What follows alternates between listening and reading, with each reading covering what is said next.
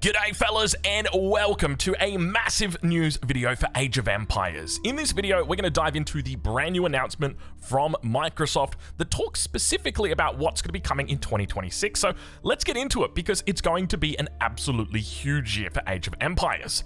Taking a look, they've got what happened back in 2025. We're not that interested in 2025. We want to know what's going to be coming. And of course, you can't talk about 2026 without talking about Red Bull Wololo. It's going to be massive. I don't remember how much it's going to be, but Age of Empires 4 is going to be there, so I'm excited. I'm looking forward to seeing how good these games are going to be. And of course, I've got my Red Bull with me right here on the desk. What else have we got? We got Age of Mythology Retold expanding further in 2026, so they've got an expansion pass. How many expansions are you guys getting? Age of Mythology Retold Obsidian Mirror, Myth Unit, Stone Skin, Quasi... Are they bringing cosmetics right here? Legends have expanded, heroes have risen and fallen, and you've taken on new challenges in 2025 in Age of Mythology Retold. We've loved seeing your passion for the game and your creativity in mod creation, photo mode, and more. With the launch of Heavenly Spear in September, we reached the end of the promised offering outlined for our premium edition. We knew this left many of you wondering what would be next for the game, and we're excited to reveal what you'll be able to get your hands on in 2026. You'll be able to own 4 new mythic releases. I've got no idea what that means. With the expansion pass content, culminating in the release of the game's most ambitious expansion, featuring the massively requested Aztec Pantheon. Okay, so we get confirmation of essentially a new civilization, really. I mean, it's going to be a whole bunch of them together. But 4 new mythic releases. Is this, like, are they giving 4 different expansion packs with a different Pantheon, or a different leader each time within that Pantheon? Perhaps that's what they're doing? Buy the expansion pass and enjoy the next 4 releases automatically on their respective release dates. No separate purchases, no waiting. As an expansion pass holder, you receive exclusive rewards, premium value, and mythic variety across 4 epic editions. Pre-order will start on December 18th with a 15% discount running until the first item releases. Included mythic releases. You get the New Gods pack, Demeter.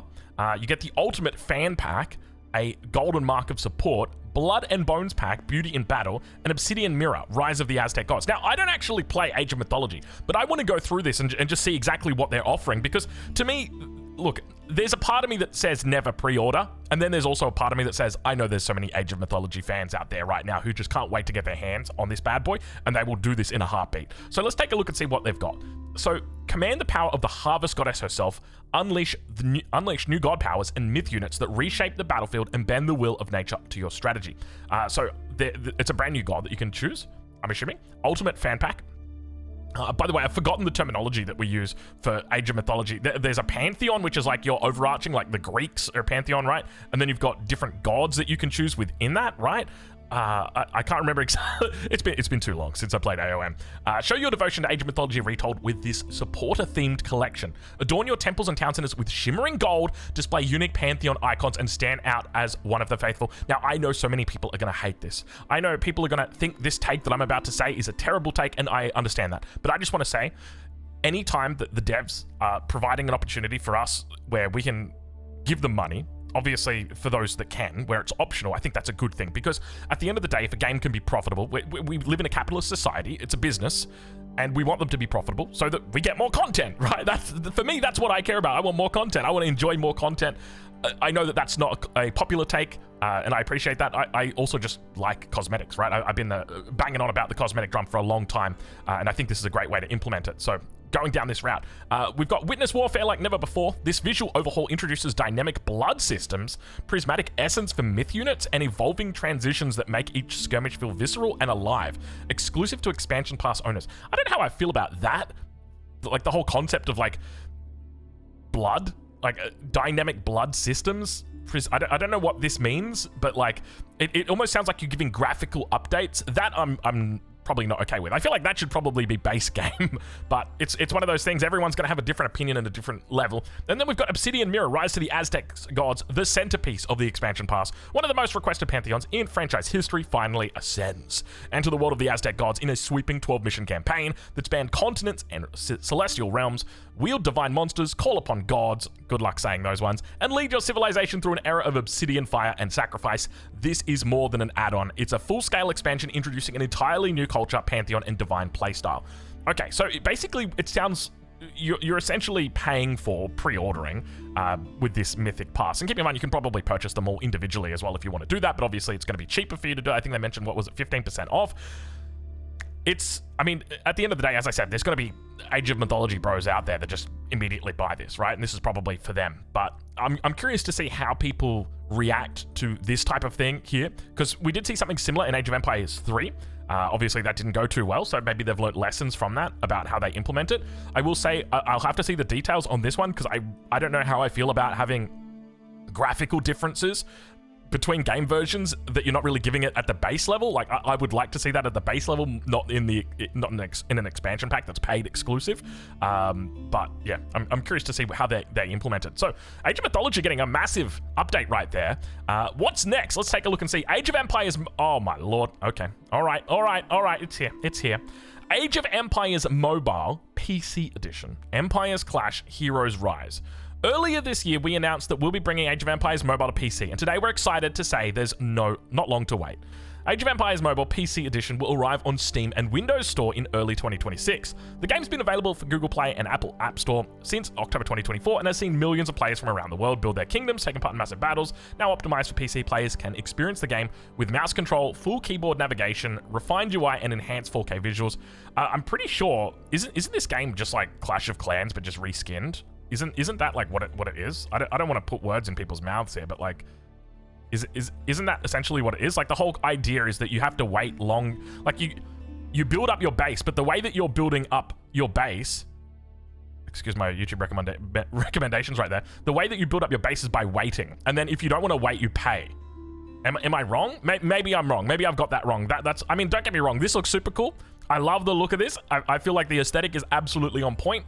I just don't know whether it's my jam. I'm curious what your thoughts are, though. To ensure you're ready to go, wishlist it now on Steam. Okay, there you go. Age of Empires 2 is heading to South America in February 2026. What are you guys getting? The Last Chieftains? Is this... What are they even getting? Now, keep in mind, I haven't played Age of Empires 2 in a long time, but they are getting something brand new. 3 new civilizations, all of them for playing ranked, each with their own unique units and techs. Oh, gosh. As well as a new shared architecture for the Mapuche, the Muska, and the Oh, they get the Tupi. The Tupi, they're famous for, like, their archers, dude. I don't know. I think these ones would probably be the Tupi here in the middle. And then the Mapuche. Weren't the Mapuche the riders? I'm trying to remember from Age of Empires 3. I don't know the Muska, which I'm assuming are these guys right here. These fine-looking chaps. He looks like a chap, doesn't he? Hello, chap. He's not, though. So, a whole bunch of content coming through for them as well. So... Oh, look at that. Oh, I love the 2P art style. That's so nice. That is really, really cool. Okay, we need to see it. All right, this is what we've been waiting for. This is what I've been waiting for. Age of Empires 4 brings 2 new expansions in 2026. Thank the Lords. After the huge successes of Knights of Cross and Rose and Dynasties of the East this year, we're excited to share what's next for Age of Empires 4. In 2026, we'll be delivering 2 new expansions. The first releasing in spring, so that for me is autumn, which means Q2 of next year. So that'll be March, April, May. So it's around the corner, really, like 3 months, 4 months away. It will feature a sweeping story inspired by Chinese history. Did somebody else ask for another Chinese variant? Do you guys want another? Later in the year, we'll bring yet another expansion introducing 2 new base civilizations, including the Vikings? You've already got the Vikings. They're called the Macedonians. What? That doesn't make sense. Which we know you've been asking for and building on our content offering for the Crucible. Oh, baby.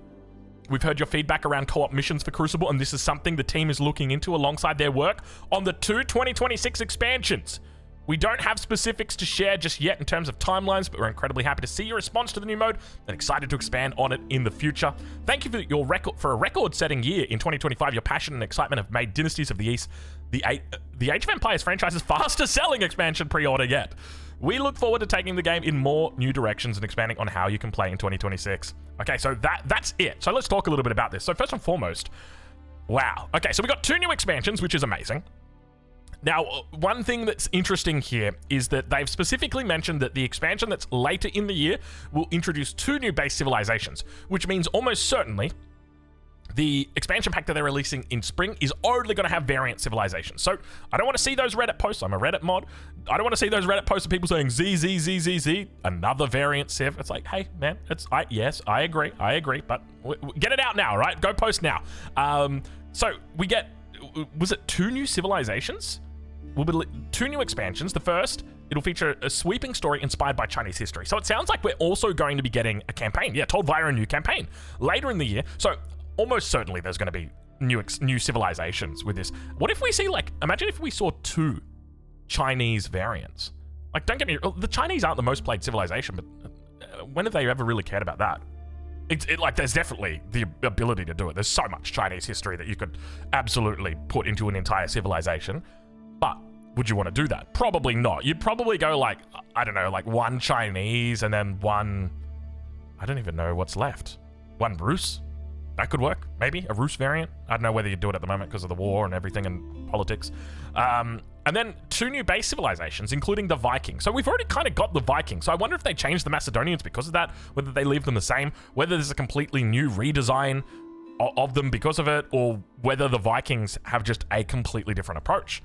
So we'll have to wait and see how that goes. Now, another thing to note is that normally when they introduce civilizations, they're typically, they don't always follow this theme, but they're typically from like the same region, right? Like if they were going to introduce Spain as a new civilization, there's a good chance they'd introduce Portugal as a civilization, or like if they're going to introduce the Aztecs, and they would probably introduce the Inca. So what civilizations match up with the Vikings?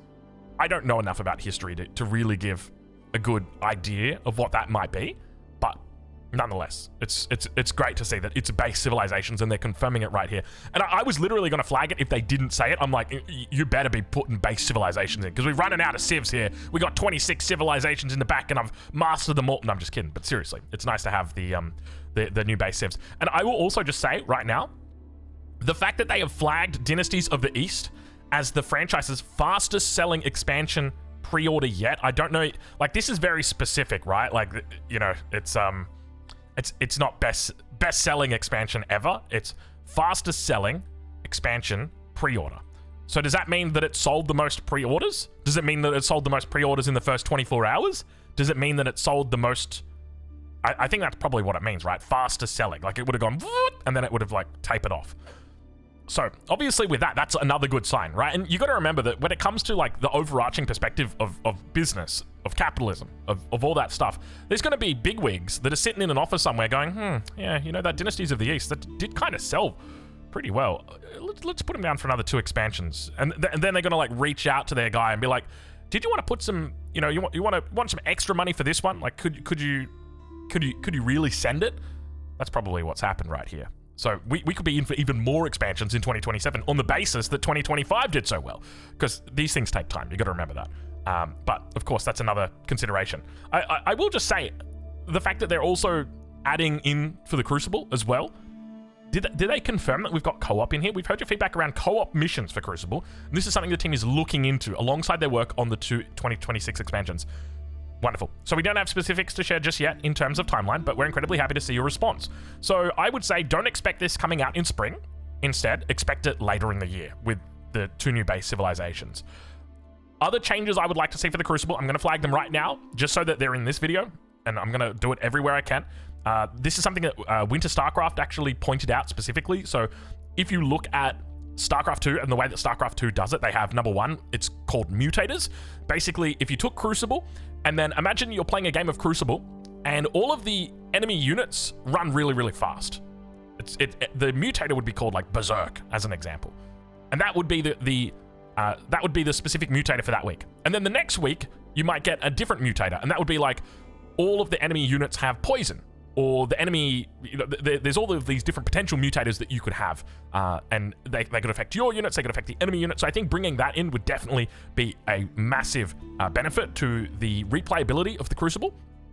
On top of that, I think bringing in heroes, just to talk a little bit about this, because this is kind of important. So you've got John Dark for JD, basically that same thing, but brought in on a scale where you can pick that hero at the beginning of the game when you're entering into the Crucible. So think of like, you pick your civilization, you pick your map, you pick your difficulty, you've got all your perks ready, and you also get to pick a hero. And when you pick that hero and you play through, that hero is going to gain experience over time. It's going to level up. It's going to unlock new abilities. And if you really want to top it all off, you can also throw in cosmetics as well. And look, in StarCraft 2, the way that they do it is that you got to pay for heroes. And just harping on that initial point. At the end of the day, you got to remember this is a business. It's capitalism, and the more money they make, the more that they invest in content, which is great for people who enjoy playing Age of Empires. So I'm going to leave it there. Hopefully you've enjoyed this video and this look at what is to come in 2026. I tell you what, I'm excited. This looks incredibly good. We got a lot of big stuff here. I mean, we got Wololo that's coming up. I don't know how to feel about Age of Empires Mobile PC Edition. I'm probably going to have to check it out, though, at the very least. I'm kind of curious to see how it plays out. I'll be honest with you, okay? I've been scrolling on Instagram lately. I never used Instagram before, but I've started using it recently. One of my friends sent me a reel, and then you know how it is. Like, you get one reel, and then you just 3 hours later, and you're like, where the hell did my life go? Like, I've been abducted by an alien. I've got missing time. No, you've just been scrolling Instagram. And one of the ads that comes up in my reel, I think it's for Age of Empires Mobile. It's like it's some other game, but it basically looks like Age of Empires, and it's like do. I'm like, that looks pretty cool. I can play that. Anyway, we'll leave it there. We'll catch you guys in the next one. Thank you very much for watching.